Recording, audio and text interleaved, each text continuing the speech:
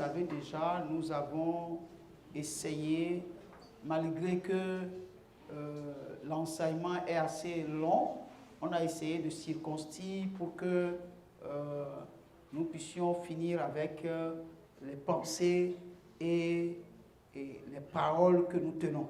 Amen.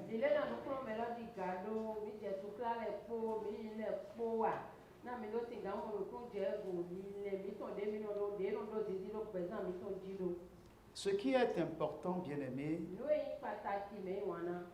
c'est la connaissance de la parole de Dieu. Alléluia. Et quand nous venons aux enseignements, c'est pour avoir la connaissance de la parole. Il est écrit, la révélation de ta parole éclaire tout homme. Donc, nous avons besoin d'avoir une connaissance approfondie de la parole de Dieu, mais cela ne peut être possible qu'au travers des enseignements de la parole de Dieu.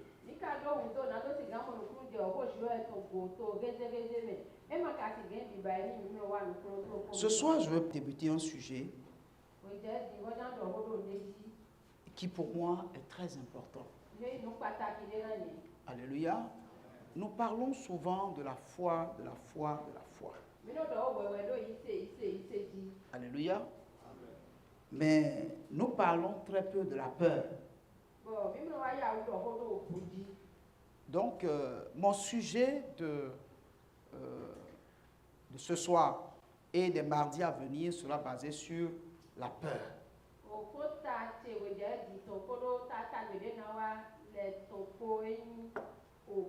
Bon, est-ce que le pasteur vous fait peur? Je n'ai même pas besoin de vous faire peur parce que vous avez déjà peur. Gloire à Dieu.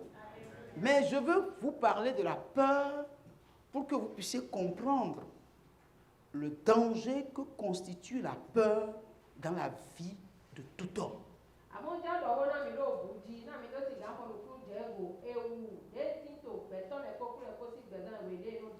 Vous m'avez toujours entendu dire ici que la peur est l'ennemi numéro 1 de la foi.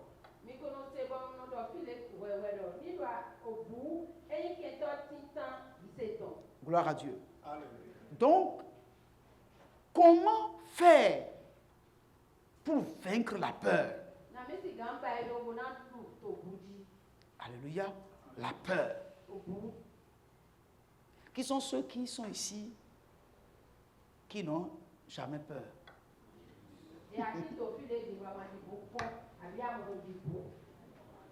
Gloire à Dieu. La personne n'a qu'à lever la main. Qui n'a jamais peur. Tu es en train de traverser une rue et puis on coupe l'électricité, bam! Et tu te retrouves dans le noir.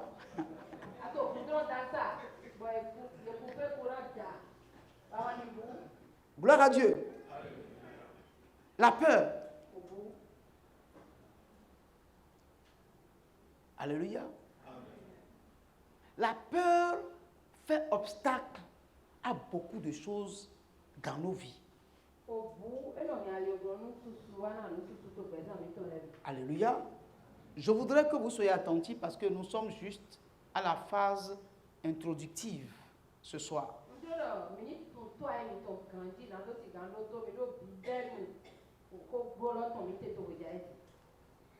La peur. La peur a plusieurs formes. Alléluia.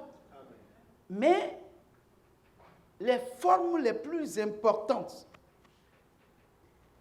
sinon les formes fondamentales de la peur sont au nombre de 6.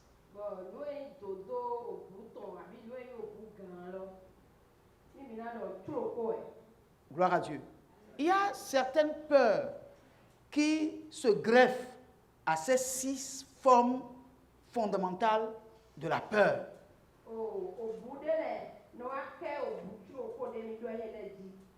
Gloire à Dieu. Mais ces 6 formes fondamentales de la peur sont importantes à connaître.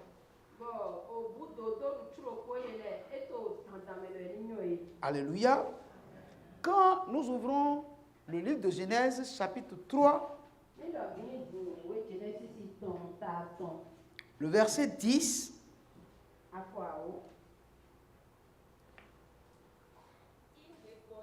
Adam répondit à Dieu quand Dieu lui a demandé, Adam, où es-tu?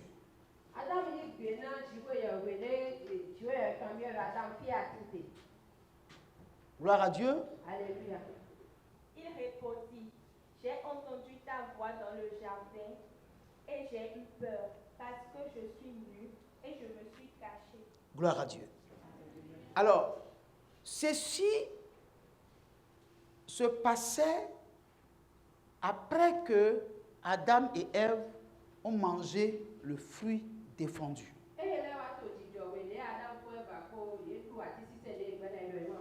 Alléluia. Amen. Donc, le péché était déjà entré dans la vie de l'homme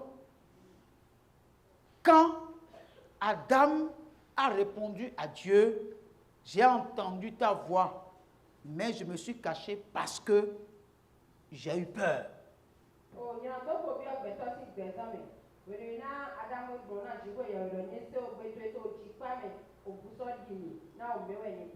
Gloire à Dieu. Or, Dieu, avant que Adam ne pêche, Dieu venait toujours dans le jardin parler avec Adam.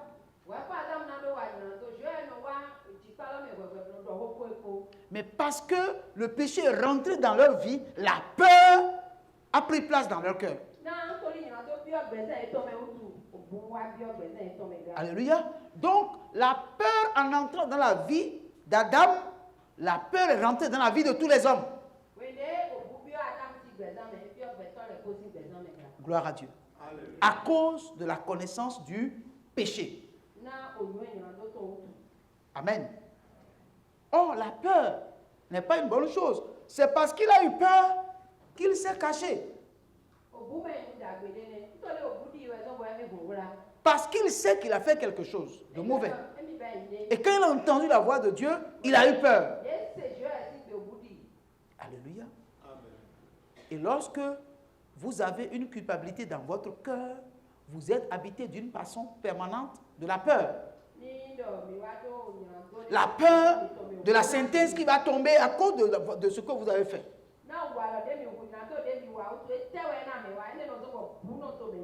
Alléluia. Alors, bien aimé, dans Matthieu chapitre, ici, c'est Jésus qui parle. Il s'adressait à ses disciples. Pourquoi?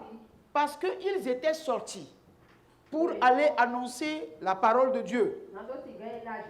Et à cette rencontre-là, il a partagé du pain et du poisson aux gens, les gens ont mangé. Quand ils ont fini de manger, il a dit aux disciples, prenez la barque, allez avant moi. Moi, je vais renvoyer la foule. Et je vais me retirer pour aller prier. Mais lui n'avait pas de barque. Les disciples ne lui ont même pas posé la question de savoir, mais comment tu vas te joindre à nous? Alléluia. Ils sont partis. Et au milieu de la nuit, pendant qu'ils ramaient, le vent était à compte courant. Donc, ils avaient des difficultés à vite avancer. Et en ce moment-là, dans la nuit noire, ils ont vu une ombre sur la mer en train de marcher comme un homme venant vers eux.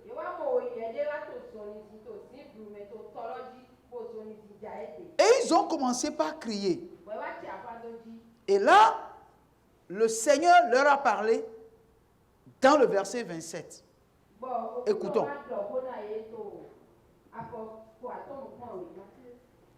Matthieu 14, verset 27.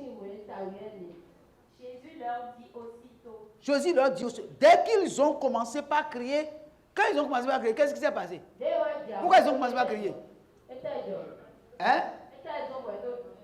C'est parce qu'ils avaient peur. C'est parce qu'ils avaient peur qu'ils ont commencé par crier. Et qu'est-ce que Jésus leur a dit? Rassurez-vous, c'est moi, rassurez-vous, c'est moi. N'ayez pas peur. N'ayez pas peur. Donc, nous ne devons pas avoir peur. La peur n'est pas une bonne chose. Quel que soit ce qui se passe, quelles que soient les circonstances dans lesquelles vous êtes, n'ayez pas peur.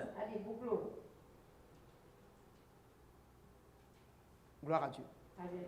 Combien de personnes obéissent à ce commandement-là de la peur? Parce que ça là aussi c'est un commandement. N'ayez pas peur. C'est un commandement aussi. Combien de personnes obéissent à ce commandement-là?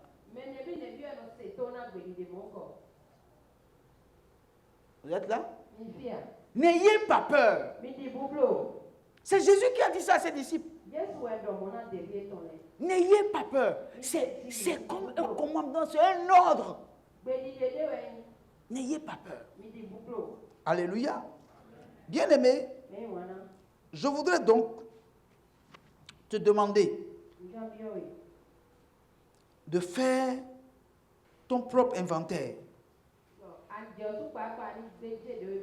Alléluia. Ton propre inventaire.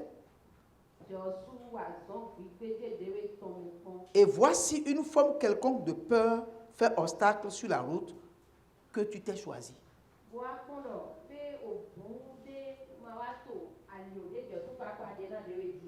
Vous êtes là? Vous me suivez? Quand on dit de faire un inventaire, ça veut dire quoi? Quand est-ce qu'on dit qu'il faut faire un inventaire? On dresse la liste de ce qu'on a. D'accord. Ici, je te demande de faire un inventaire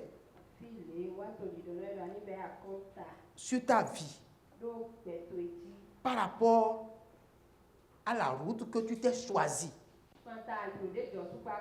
aux engagements que toi-même tu as eu à faire pour voir s'il n'y a pas une forme quelconque de peur qui fait obstacle sur ta route que tu t'es choisie.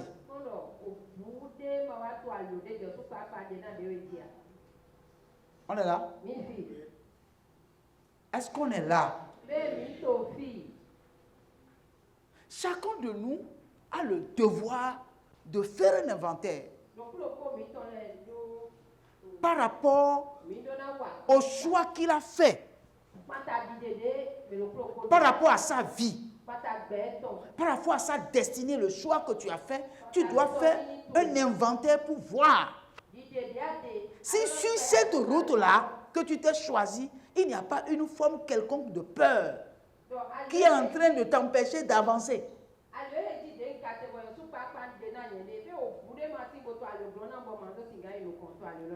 Gloire à Dieu. Chacun de nous, nous avons pris l'engagement d'aller quelque part. Nous reconnaissons que nous avons une destinée et chacun de nous se bat pour sa destinée. Mais sur le chemin de l'accomplissement de ta destinée, quelle forme de peur te fait obstacle? Bien-aimé, la peur c'est un sentiment qui anime tous les hommes à cause du péché qui est entré dans le monde. C'est un sentiment qui anime tous les hommes. Mais nous ne nous rendons même pas compte que cette peur-là constitue un obstacle à des moments donnés sur notre chemin, sur le chemin de l'accomplissement de notre destinée. Souvent, nous ne nous rendons même pas compte.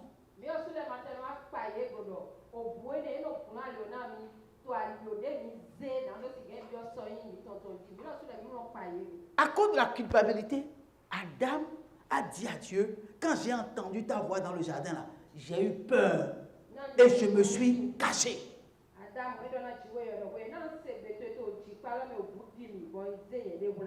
Gloire à Dieu. Et Jésus va dire à ses disciples, n'ayez pas peur.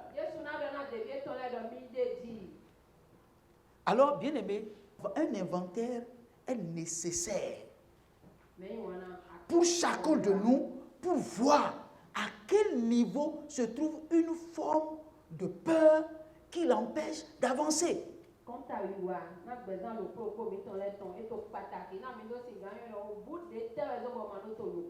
Alléluia.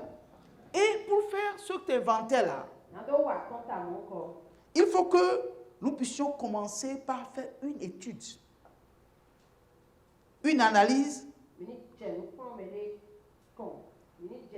Parce qu'il faut forcément une étude, une analyse pour nous amener à une compréhension. Gloire à Dieu. Pourquoi? Parce qu'en réalité, il y a 3 ennemis qu'il faut chasser de notre esprit. 3 ennemis.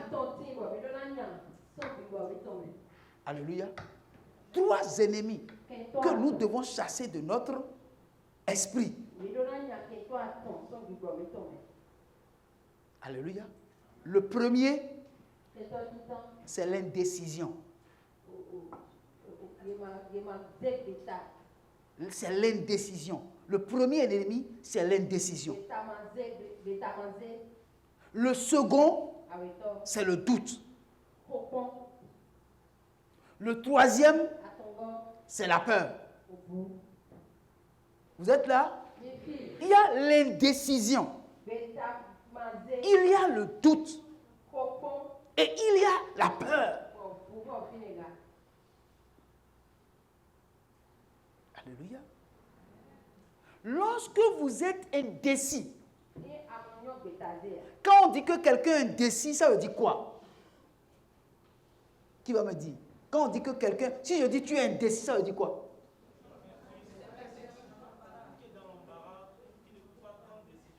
Voilà. Il y a des gens, il y a des gens qui ne savent pas prendre de décision quand il faut prendre de décision. Gloire à Dieu. Gloire à Dieu. Il ne prend pas de décision au moment où il ne faut pas prendre de décision. Or, si vous n'arrivez pas à prendre de décision, ça veut dire que d'autres personnes vont décider à votre place. Quelqu'un d'autre va décider de votre destinée à votre place. Or, c'est vous qui devez décider de votre destinée. Vous devez décider. À l'heure de décision, il y a beaucoup de personnes parmi nous qui ne décident de rien.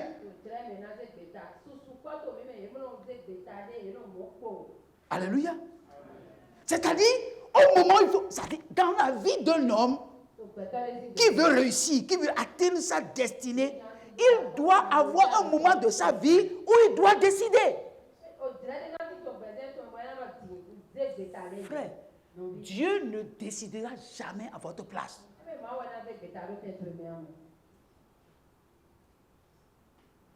Dieu ne décidera pas. Mais le problème, lorsque vous êtes indécis, quelqu'un d'autre peut prendre des décisions à votre place. Alléluia. Et vous savez qui va prendre des décisions à votre place? Hein? Vous ne savez pas? Le diable.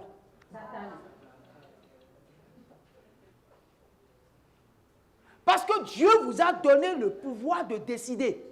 Dieu vous a donné le pouvoir de décider. Mais si à l'heure de décision, vous ne décidez pas, quelqu'un d'autre prendra de décision à votre place. Et c'est là que vous allez constater qu'en réalité, il y a quelqu'un d'autre qui vous guide. Que vous ne vous guidez pas. Que vous n'êtes pas responsable de votre destinée. Mais que quelqu'un est en train de vous diriger vers une destinée que même vous-même, vous ne voulez pas. Mais parce que vous n'avez pas décidé. On a décidé pour vous.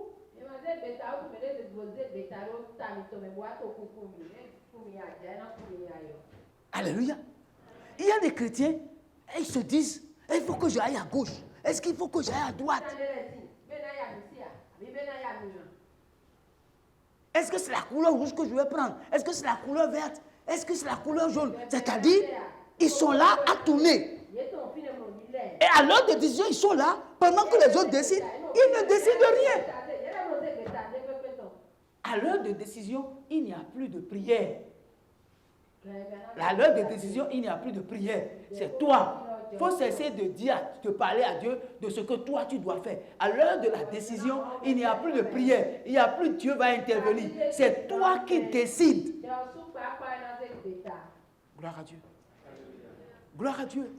Nous voulons prendre Dieu comme Jésus comme le garçon de course. Le garçon qui fait tout, celui-là qui fait tout. Non, il ne fait pas tout.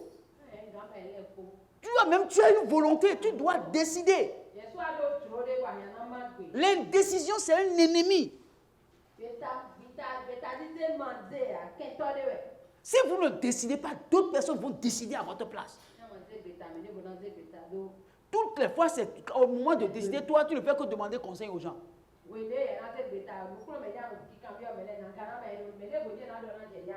Non, c'est pas normal. C'est pas normal. Et à cause de ça, beaucoup de personnes accusent Dieu de ce que ceci leur est arrivé, ils ont échoué, ils n'ont pas réussi, ils n'ont pas fait ceci. Alors qu'à l'heure de décision, vous ne décidez rien.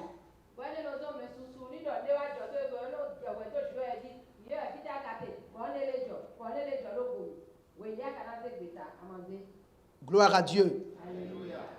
L'autre, c'est le doute. Est-ce que je peux faire? Et si je fais, ça ne marche pas?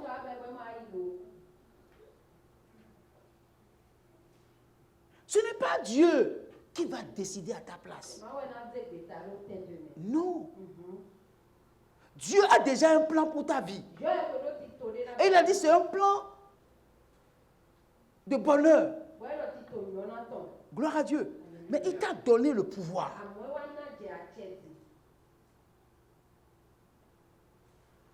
Pour que tu décides de ce que tu veux. Mais tu ne décides pas. Gloire à Dieu. Ça fait 1. 2, tu doutes. Est-ce que ça a marché? Est-ce que ça peut réussir? Vous comprenez? C'est-à-dire, tu es instable.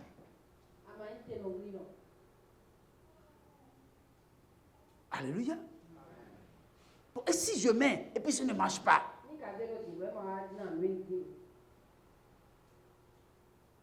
Gloire à Dieu. Et l'autre chose, c'est la peur. Et je vais vous te dire une chose. La foi ne fonctionnera pas. La foi ne fonctionnerait pas si tu héberges un de ces 3 ennemis dans ta vie.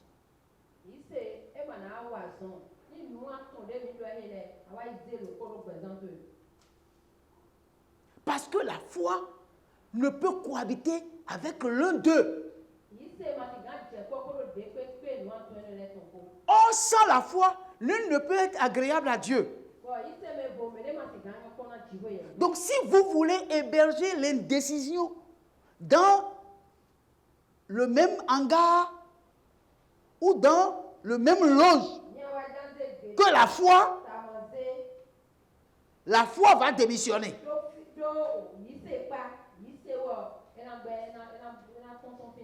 Et lorsqu'il y a un de ces 3 quelque part, il faut savoir que les 2 autres ne sont pas loin.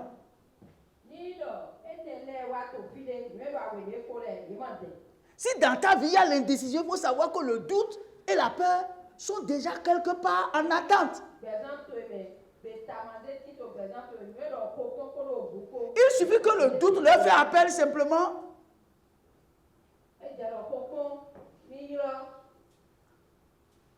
Vous êtes là?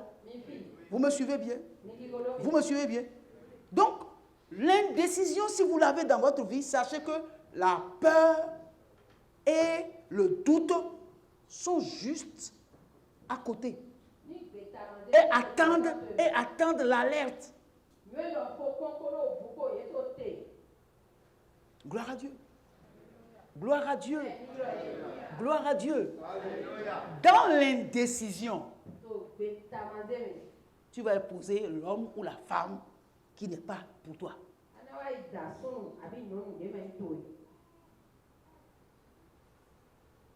Gloire à Dieu. Gloire à Dieu. Le doute également t'amènera à ça. Est-ce que c'est lui? Est-ce que c'est elle?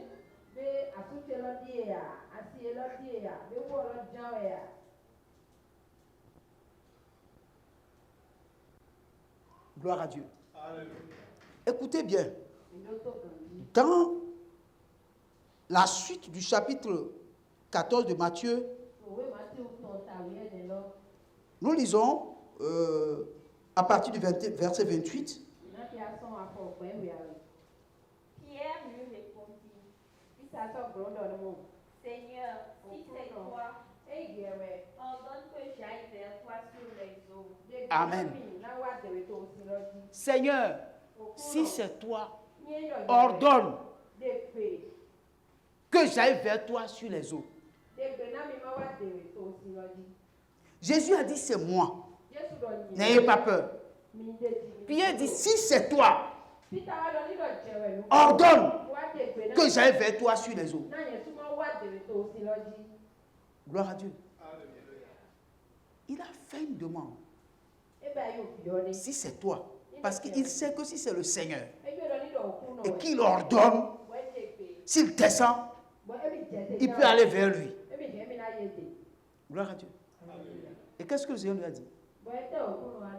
Et il dit, viens. Viens. Il dit, viens. Et puis il a fait quoi? Pierre sortit de la barque et marcha sur les eaux pour aller vers Jésus. Gloire à Dieu. Gloire à Dieu. Il n'a pas été, quand on l'a entendu, viens là. Il n'a pas été indécis. Il n'a pas douté. Il est monté sur l'eau. Mais Pierre est un vétéran pêcheur. Un vétéran pêcheur. Et il s'est mis debout sur l'eau. Il sait. Il a fait tout ça depuis son enfance jusqu'à ce que le Seigneur l'appelle. Donc il n'y a personne dans la barque qui connaît mieux l'eau que Pierre. Mais quand le Seigneur lui a dit viens, il sortit de la barque.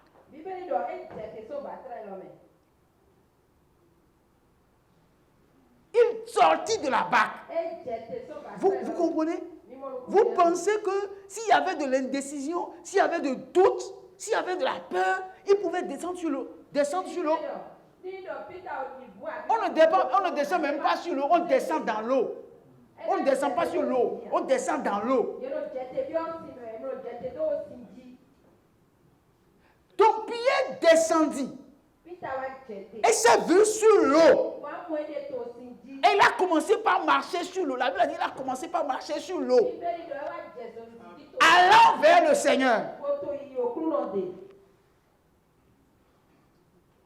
Comme il n'y avait pas d'indécision, il n'y avait pas de doute, il n'y avait pas de peur, il s'est tenu sur l'eau. Il a marché en allant vers le Seigneur. Vous comprenez? Mais qu'est-ce que la suite nous a dit? Mais, quand mais entre dans une phrase, il faut comprendre.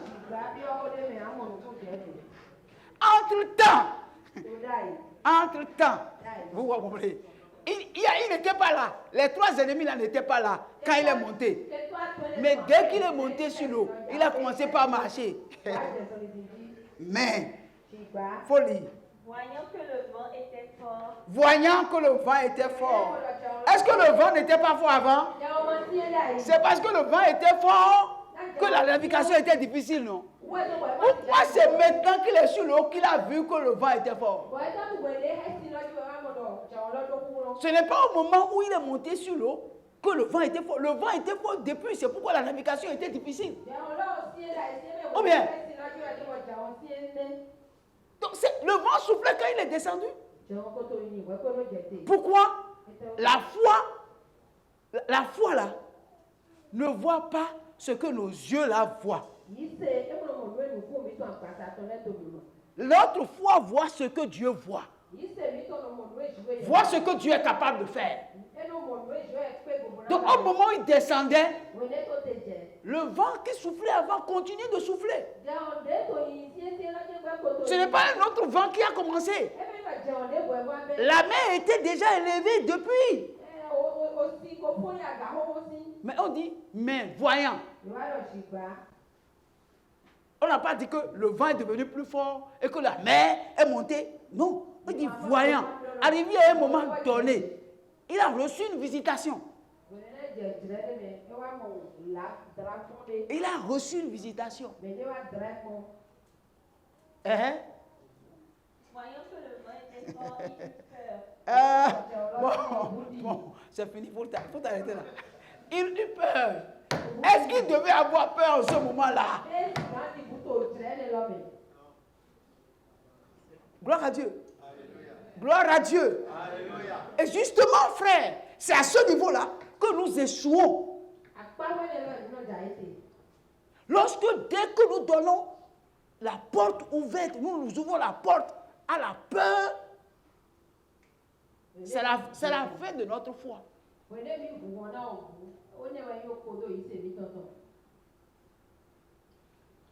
Gloire à Dieu. Il eut peur. Bon, quand il a eu peur, qu'est-ce qui s'est passé alors? Et comme il commençait à s'enfoncer. Ah! Et comme il commençait à s'enfoncer, qu'est-ce qui s'est passé? Et comme il commençait. Je ne sais pas si la phrase a bien dit bien la chose. Et comme c'est trop brutal, non? Et comme il commençait pas à s'enfoncer. Donc, il ne savait même pas quand est-ce qu'il a commencé par s'enfoncer. Et vous dites le reste. Il s'écria. Seigneur, sauve-moi. Seigneur, sauve-moi. Est-ce qu'il devrait? Non. Seigneur, sauve-moi. Parce qu'il a commencé par s'enfoncer. Bien-aimés frères, la marche avec le Christ exige de nous une certaine sagesse. Exige de nous aussi une certaine connaissance de Dieu. Aussitôt, Jésus étendit. Comment les deux sont sur l'eau? Les deux marchent allant l'un vers l'autre. Mais l'un a commencé par crier. Et l'autre, il fait quoi? Il tend la main. Ça veut dire que lui est toujours sur l'eau. C'est pourquoi certaines personnes disent, comment se fait que lui il réussit et moi je ne réussis pas? Mais nous avons jeûné, nous avons prié ensemble. Mais pourquoi pour lui ça marche et puis pour moi ne marche pas? Jésus tendit la main et il lui dit, homme de peu de foi. Homme de peu de foi. Homme de peu de foi. Pourquoi as-tu douté? Pourquoi as-tu douté? Or, on nous a dit de l'autre côté que Pierre eut peur. Et Jésus lui a dit, pourquoi as-tu douté? Donc, quand la peur est venue, son camarade, le doute est venu. Gloire à Dieu. Parce qu'ils vont de pair. Donc, dans notre marche chrétienne, nous devons savoir que notre ennemi numéro 1, c'est la peur. Mais la peur ne vient pas seule. La peur est toujours accompagnée par l'indécision et par le doute.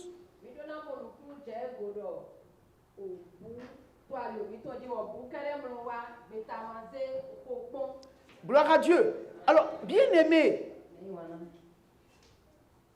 il faut que nous puissions comprendre que quand la Bible a dit « Mon peuple périt faute de connaissance », c'est une réalité. Très souvent, nous ne nous rendons pas compte. C'est-à-dire, nous voyons le diable, les démons, mais nous oublions des éléments qui entrent en jeu. La peur, particulièrement, et ses sujets, le doute et l'indécision. Gloire à Dieu. Gloire à Dieu. Alors, bien aimé, on a dit tout à l'heure, la foi ne fonctionnerait pas tant que vous hébergerez un de ces trois ennemis à caractère négatif.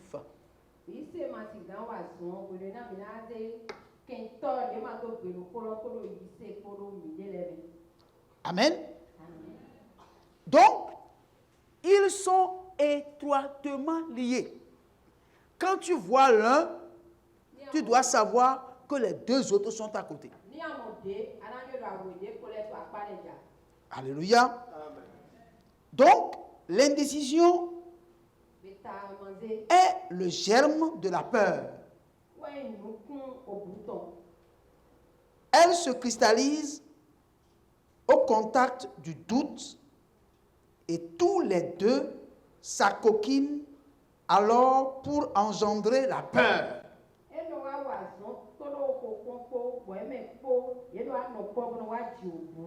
Alléluia. Alors, mon frère, ma soeur, je reviens encore sur le sujet. Est-ce que là où tu es, est-ce que tu es en train de faire l'inventaire de ta vie par rapport au choix que tu as fait sur ta destinée? Frère, il faut prier. Il faut prier. Il faut lire la Bible. Mais lire la Bible et prier seul ne suffisent pas.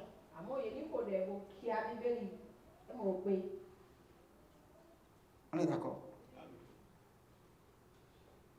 Quand quelque chose ne va pas dans ta vie, quand tu prends un chemin, tu constates qu'il y a quelque chose qui ne va pas. Tu as jeûné, tu as prié. Quand tu finis, tu dois décider quelque chose. Et quand tu décides, tu prends une décision. Quand tu décides, l'indécision disparaît. Le doute disparaît. La peur aussi disparaît. Et la foi vient pour te soutenir.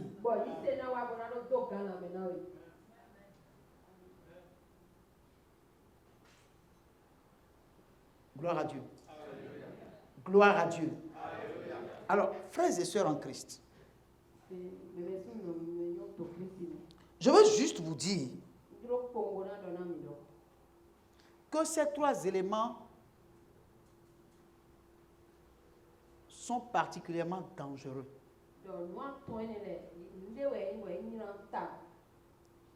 Pourquoi? Parce qu'ils germent et croissent sans qu'on se rende compte de leur présence.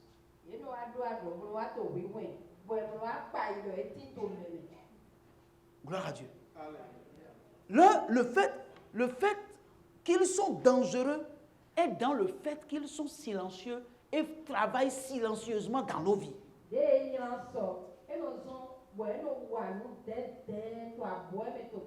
L'indécision, le doute et la peur s'installent en nous sans que nous ne nous rendions même. Or, lorsque vous êtes un peureux, vous ne pouvez pas prendre des engagements. Vous ne pouvez même pas prendre, vous ne pouvez pas prendre de risques.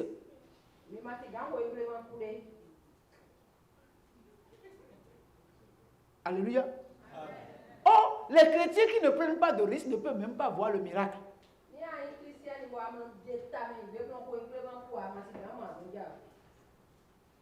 C'est les chrétiens, n'est-ce pas, courageux, audacieux, qui acceptent de prendre de risques, qui voient les miracles de Dieu.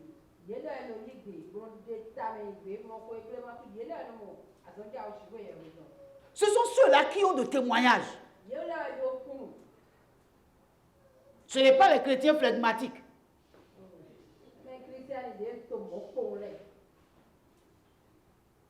Gloire à Dieu. Gloire à Dieu.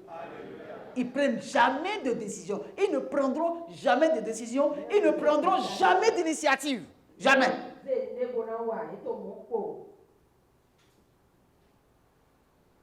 Or, Dieu n'accompagne que ceux qui font des actions. Dieu n'accompagne que ceux qui prennent des décisions.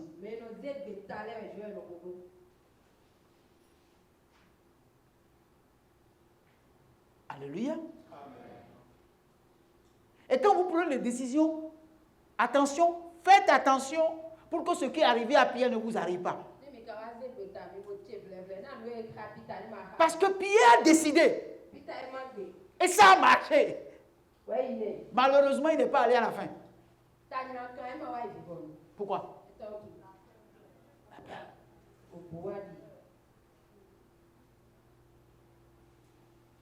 Alléluia. Amen. Nous voulons au sein de cette mission des hommes et des femmes courageux. Des hommes et des femmes qui savent prendre des décisions, qui acceptent le sens de sacrifice. Gloire à Dieu. Gloire à Dieu. La Bible dit 7 fois le juste tombera, mais 7 fois il se relèvera. Il se relèvera. C'est ce que la Bible a dit. Donc le problème que nous avons là, il revient à chacun de nous de s'asseoir pour dire non, ensemble, trouvons une solution à ce problème. Ou bien, ce n'est pas juste ce que je dis. C'est juste, non? Vous êtes sûr que c'est juste devant vous? Et votre voix est calme comme ça. Gloire à Dieu. Gloire à Dieu. Alors, c'est pourquoi la dernière fois, je vous disais que quand on est unis, on est fort. Quand on est unis, on est fort. Gloire à Dieu. Parce que lorsque l'autre commence par faillir, il trouve des gens pour le rêve. Dit non, mais qu'est-ce que tu es en train de faire là? Qu'est-ce que tu fais là? Mais c'est à l'heure de décision, qu'est-ce que tu fais? Pourquoi tu es boya comme ça? Il faut toujours saisir, non? Gloire à Dieu. Alléluia. Bien aimé, je vous dis la vérité. Si nous prenons au sérieux ces choses, cette année ne va pas finir. Et vous-même, vous avez dit, ah, donc Dieu m'a donné la capacité. Donc Dieu peut m'amener jusque-là. Oui, mais il n'attend que toi. Il attend tes décisions. Il n'est pas d'accord avec tes indécisions. Gloire à Dieu. Frères et sœurs, je veux m'arrêter là ce soir pour te dire ce que tu as entendu. Ce n'est pas pour que tu rentres chez toi à la maison pour que tu ailles dormir. Non, il faut faire l'inventaire.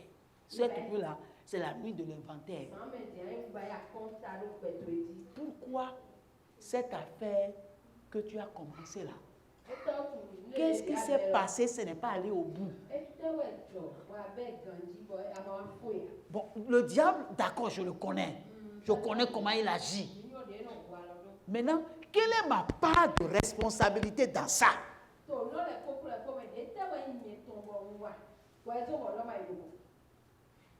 Vrai ou faux? Cette situation qui prévaut dans mon foyer là, qui se passe là. Bon, le diable, d'accord.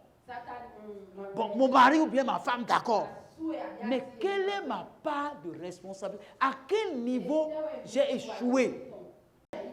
À quel niveau j'ai failli? À quel niveau je devais prendre de décision? Je n'ai pas pris de décision.